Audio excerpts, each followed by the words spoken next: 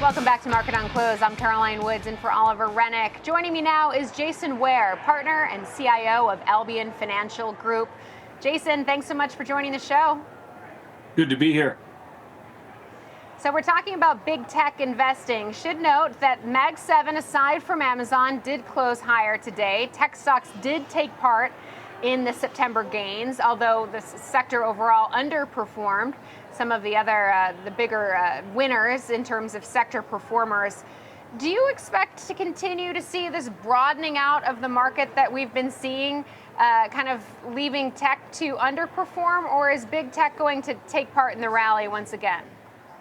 Yeah, so it's a great question. It's a question everyone's grappling with, and we think both things can be true. We can have a broadening equity market within the context of soft landing and Fed easing cycle, and just kind of a catch up from all of these other parts of the market that have underperformed: small caps, industrials, healthcare, et cetera.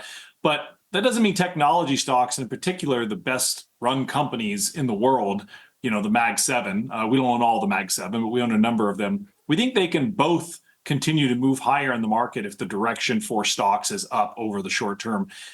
Really, it's a question of leadership. Our best guess, just kind of looking at the landscape, is that the leadership is probably going to change hands from what has done very well, i.e. those Mag 7, over to what has done less well, as long as we stay out of recession. So we think broad, diversified portfolios are the way to go. You want to stick with quality, but you still want technology in the portfolio. Okay, so is the direction for stocks up?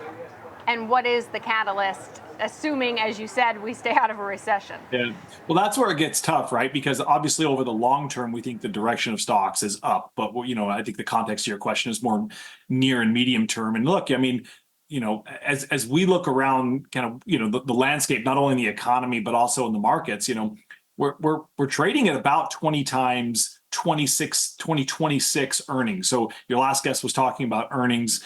I think the bar isn't high for Q3. I think he mentioned 15%. It's actually about 5% for Q3. But the bar gets harder in Q4 and into next year as we get to more of that mid-teens growth expected from Wall Street. We think that's probably a bit too high with a slowing economy. Sure, lower interest rates help, but in general, the bar is a bit too high. So as we look out over 25 and into 26, our math is that we can probably get to $300 in earnings for the S&P, again, if we avoid recession.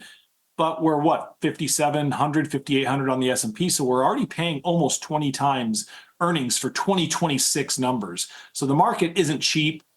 It's I think it's fair valued at best. So what's the catalyst over the next 6 months? Hard to say. I think getting past the election is probably the most obvious one. Okay, so let's talk about some moves that you're making, because I know you just added to your Amazon stake. So you said you own some of the Mag 7. Amazon being one of them. What's behind your bullishness there?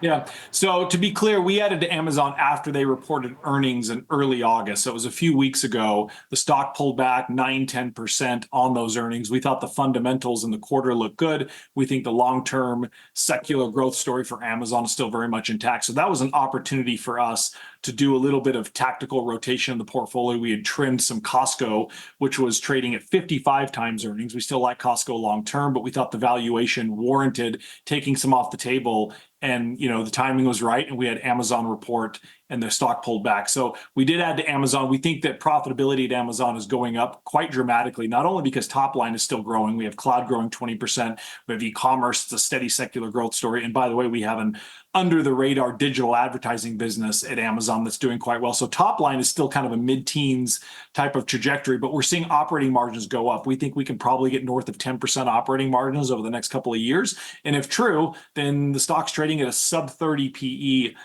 really, really attractive for a great business like Amazon.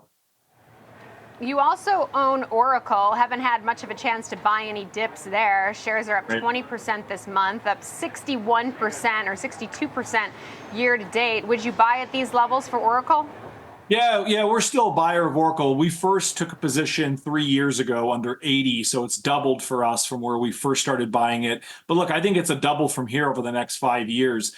This is a company that's growing their top line as quick as any other cloud and AI company at the size that Oracle is, of course, out there. They're taking share. They're doing a really good job of navigating both kind of really platform as a service cloud. That is their OCI plus their SaaS business plus an AI kicker as AI workloads move to the cloud. So really great momentum in that business. It's trading at a mid-20s PE. Compare that to some of the other ones like Microsoft, which also we own, by the way, trading at a mid-30s PE. We think there's still a relative valuation story for what's a great business. We think that they're probably going to do north of 125 billion in revenue as we exit the decade. Management confirmed that a couple of days ago. You put a reasonable PE on that, we think it's probably going to be $1 trillion market cap by the end of this decade. It's $450 billion market cap now. So yeah, we still like Oracle.